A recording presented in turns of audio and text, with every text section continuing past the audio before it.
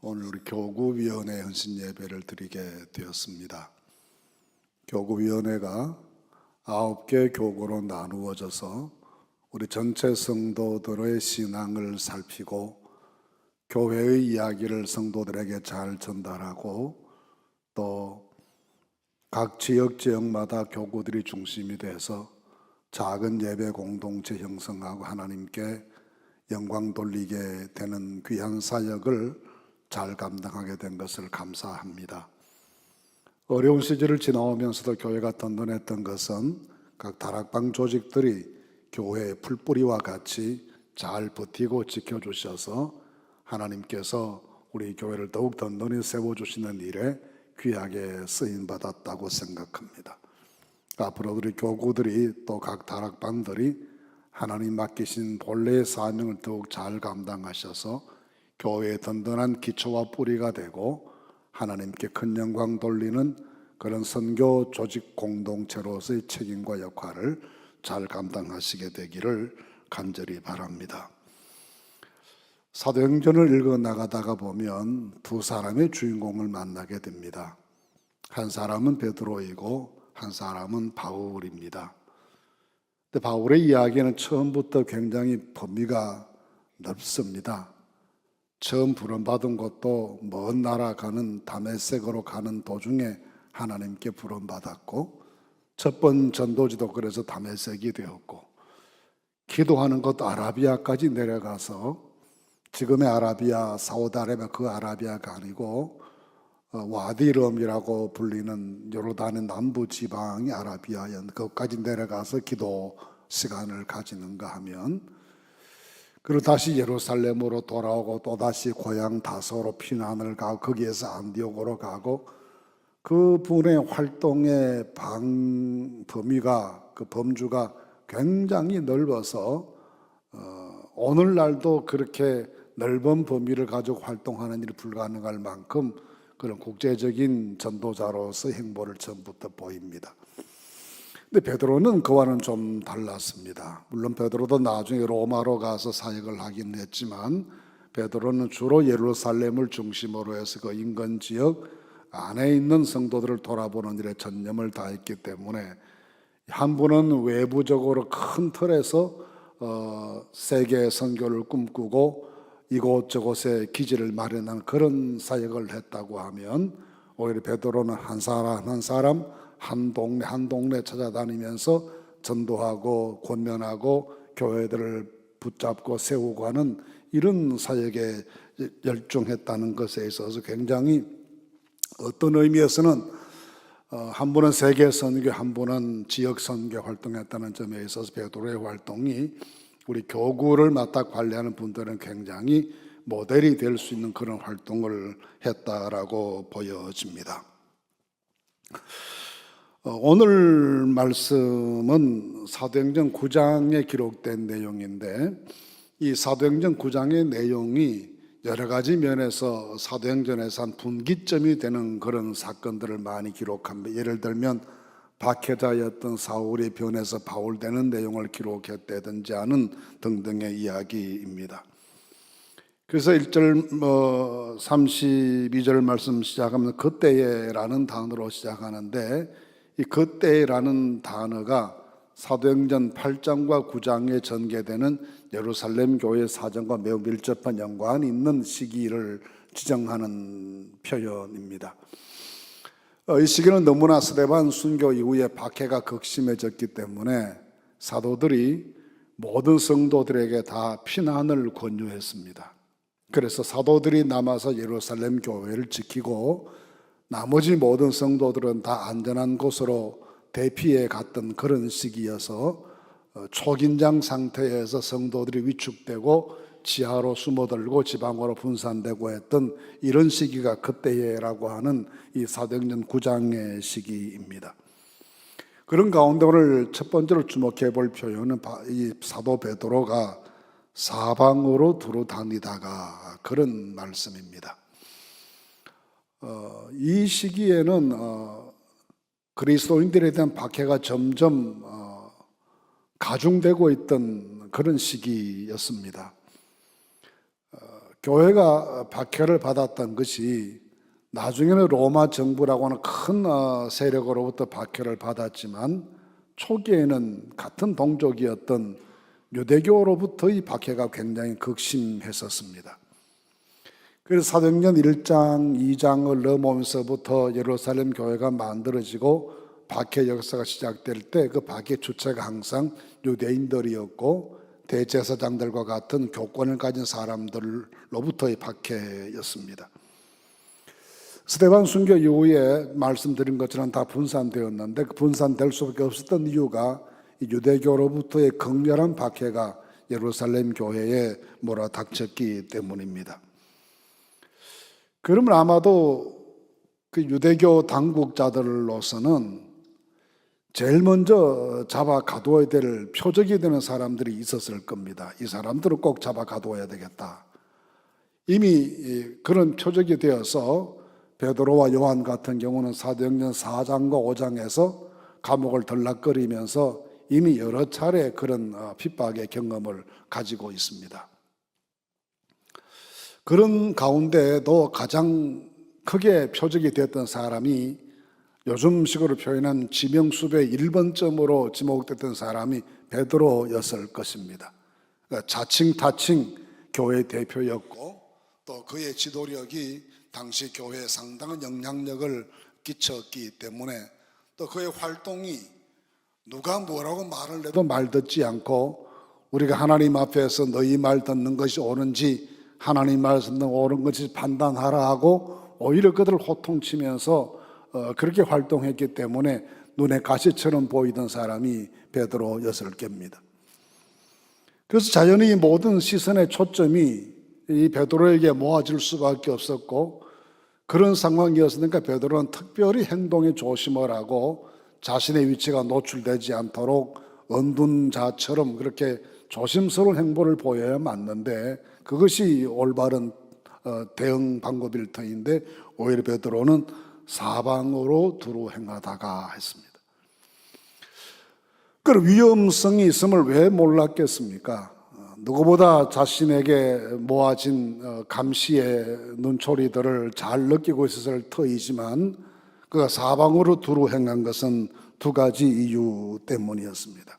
한 가지는 모든 성도들이 위축되어서 피난 생활에 들어간 지금 자기라도 활동하면서 복음을 전해야 된다라는 생각 한 가지 하고 또 한 가지 생각은 흩어진 성도들이 여기저기 숨어 살기 시작했는데 그들을 돌보고 관리하고 그들을 격려하고 위로하는 책임이 교회 대표인 사도인 자신에게 있다라고 생각했기 때문에 요즘으로 말하면 신방하는 일을 멈출 수가 없었습니다. 더구나 여기에다가 주님께서 마지막으로 내려주신 명령의 말씀이 있었습니다.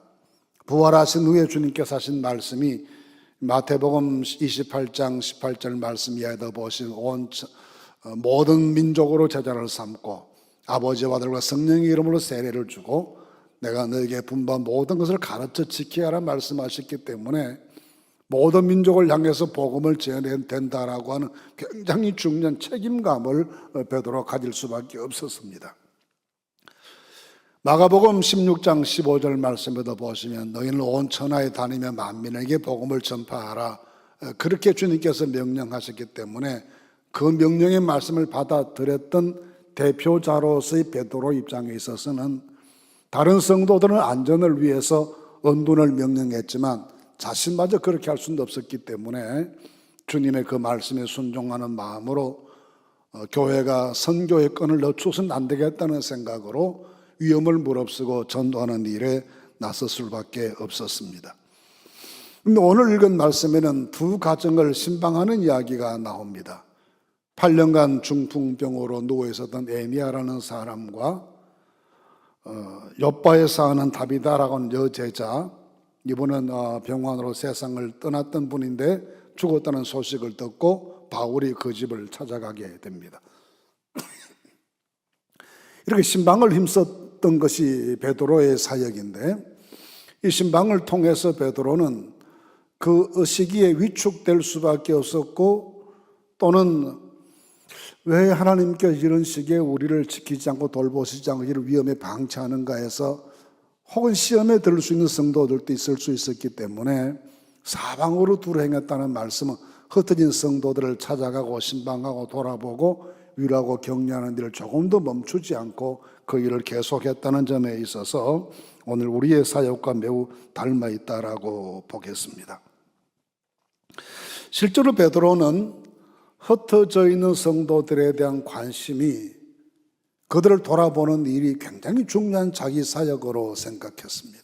그 나중에 베드로 전서라고 하는 이 편지를 써서 여러 교회의 성도들에게 보내게 되는데 그 편지를 써서 기록하면서 베드로전서 1장 말씀해 보시면 수신자들을 말하면서 흩어진 나그네들 그렇게 표현합니다.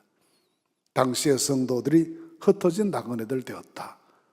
박해를 피해서 또는 복음 전도를 위해서 자의에 의해서든 타의에 의해서든지 간에 흩어진 나그네가 되어 전 세계에 산재한 그런 성도들이 되게 되는데 이 성도들을 돌아보는 일을 위험을 무릅쓰고 자기 책임으로 삼아서 사방으로 두루 다니는 역할을 했습니다.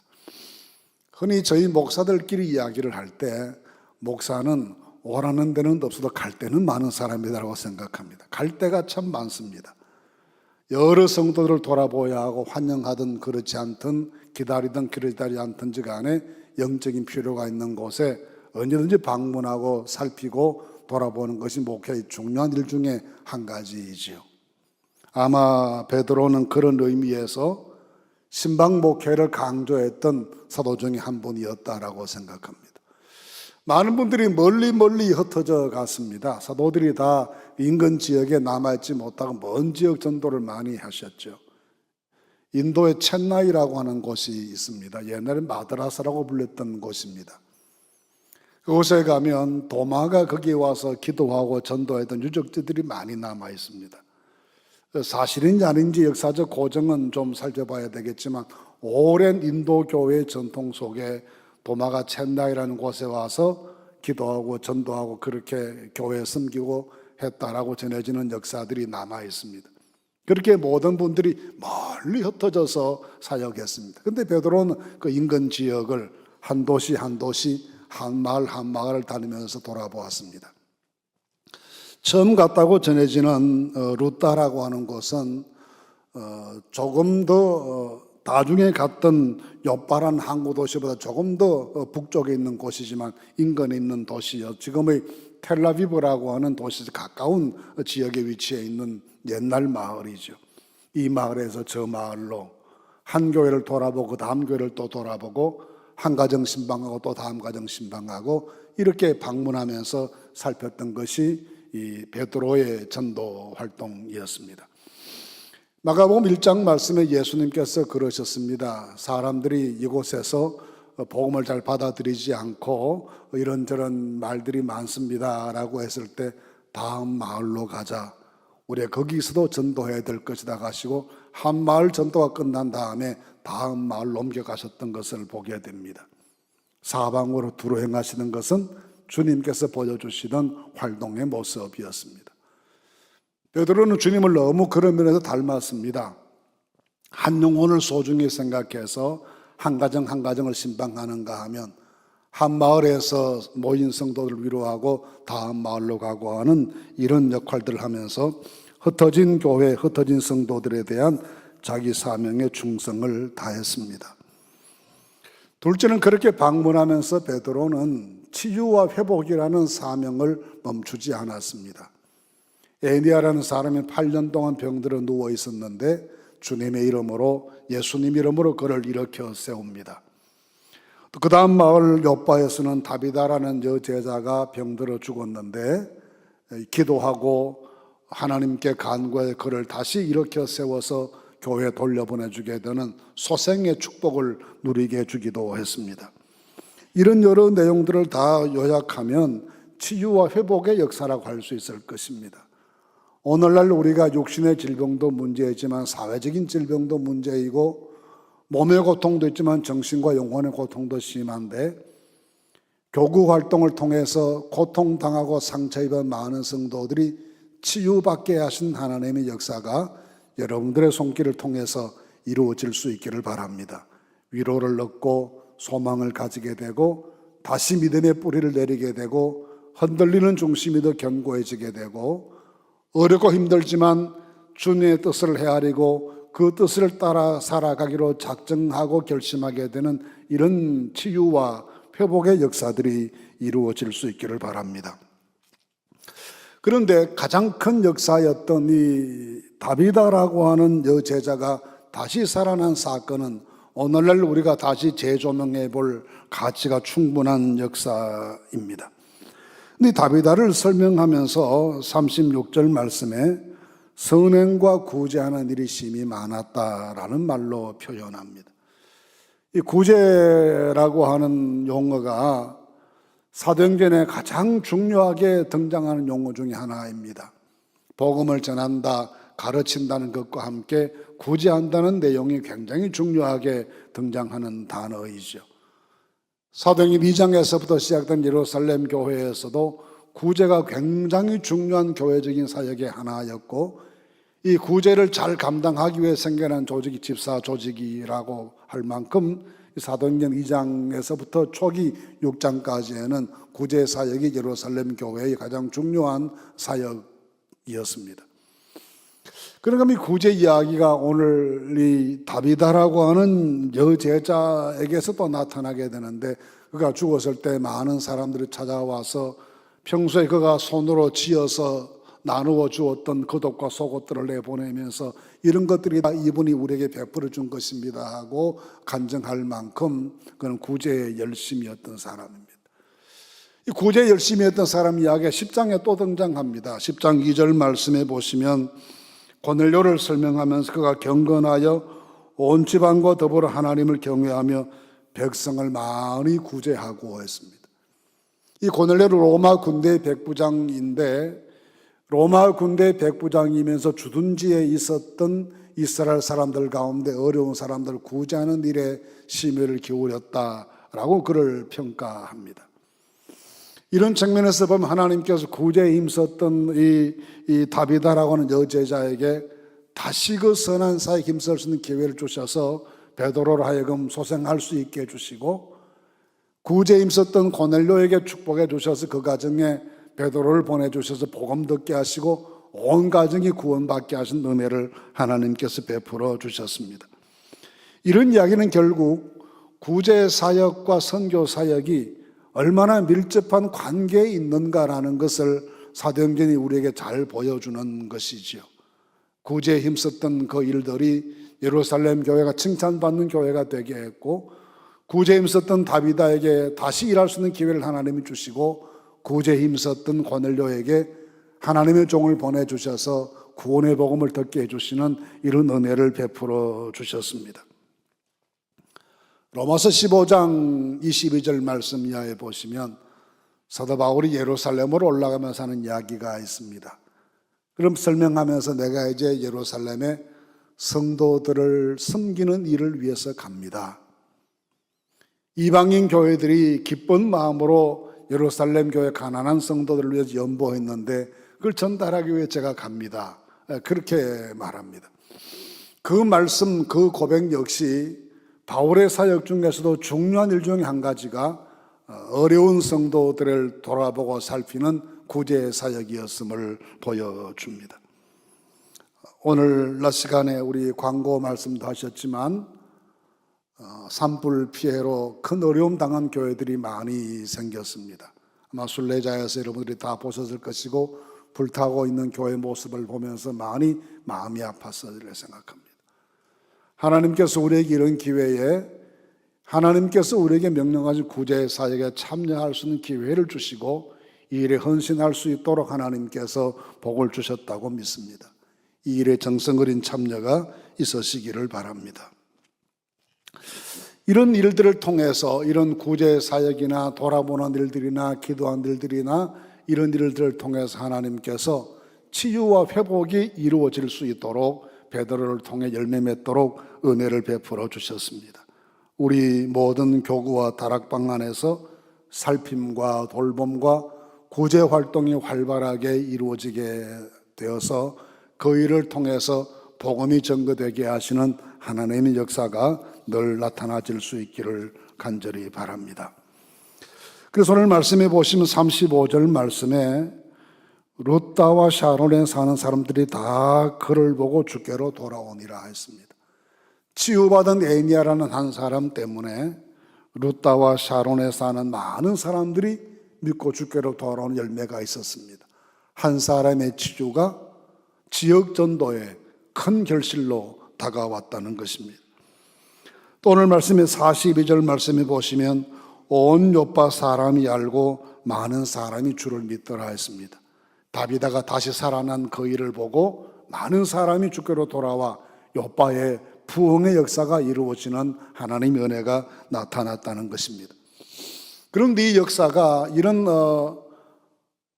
구제하고 섬기는 일이 선교로 이어지게 되고 치유로 나타나게 되고 회복으로 결실되게 되면서 많은 사람들이 믿고 주께로 돌아오는 역사가 이루어지게 되는데, 오늘 말씀의 마지막 절을 보시면 독특한 구절이 한 구절을 기록되어 있습니다. 43절에 보시면 베드로가 요파에 여러 날 있어 시몬이라 하는 무두장이의 집에 있었다 했습니다.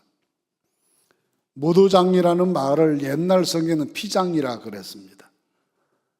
가죽 공예를 하는 사람입니다. 가죽으로 가방을 만들고 신발을 만들고 하는 이런 일을 하는 사람입니다. 그 직업을 이렇게 명시해 놓은 것에 의미가 있지 않겠습니까? 왜냐하면 유대인들은 가죽 만드는 직업 가진 사람을 부정하게 봤습니다. 동물의 사체를 만져야 되는 것이지 않습니까?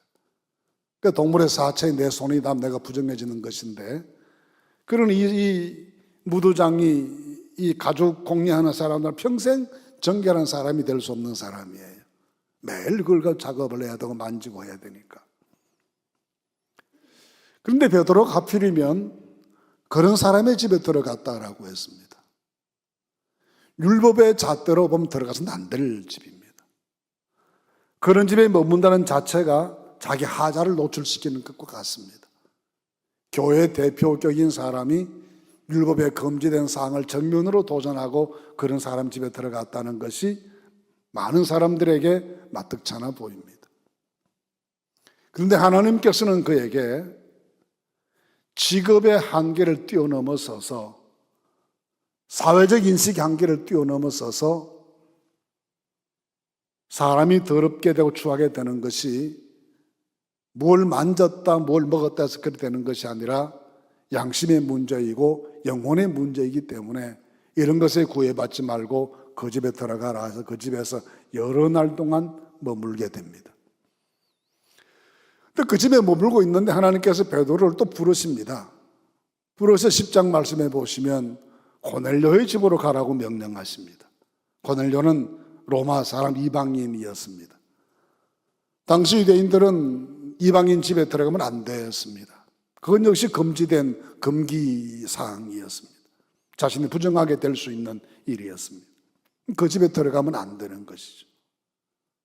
근데 하나님께서는 가라고 말씀하시면서 환상을 보여주시지 않습니까? 온갖 먹을 수 없는 동물들로 가득한 바구니를 보여주시면서 잡아먹어라. 제가 이 부정한 거 못 먹습니다. 내가 깨끗하게 했다, 괜찮다. 하나님께서는 직업이 무엇이냐에 따라서, 혈통이 무엇이냐에 따라서 구애받지 않고 모든 사람 구원하라고 우리를 보내시는 줄 베드로가 알게 되었다라고 했습니다.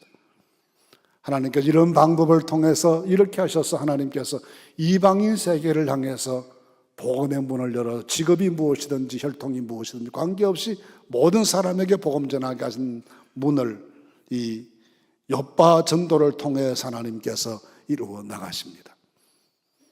하나님의 명령을 받고 사방으로 두루 행하다가 성도들의 가정을 돌아보고 신방하는 가운데 위로와 치유와 회복의 역사를 이루었고, 그것 때문에 그 지역에 전도가 되는가 했더니 그 이후에는 복음을 제한 없이 모든 사람에게 전하게 하시는 문이 하나님의 역사로 활짝 열리게 하시는 은혜를 누리게 됐습니다.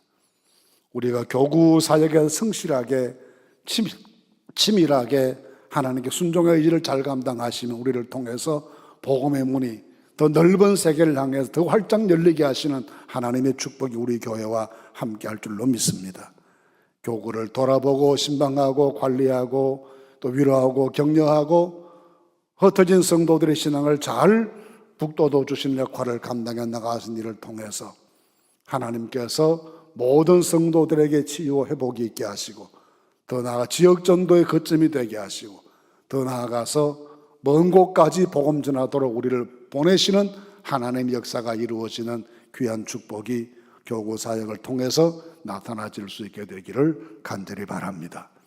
지금까지도 수고하시고 또 계속 수고와 헌신을 아끼지 않으실 여러분 모두에게 우리를 보내시고 일하게 하시는 성령 하나님의 도우심이 늘 함께 하시게 되기를 간절히 바랍니다. 주의 능력으로 더 귀하게 쓰임받는 종들이 되시기를 주님의 이름으로 축원합니다.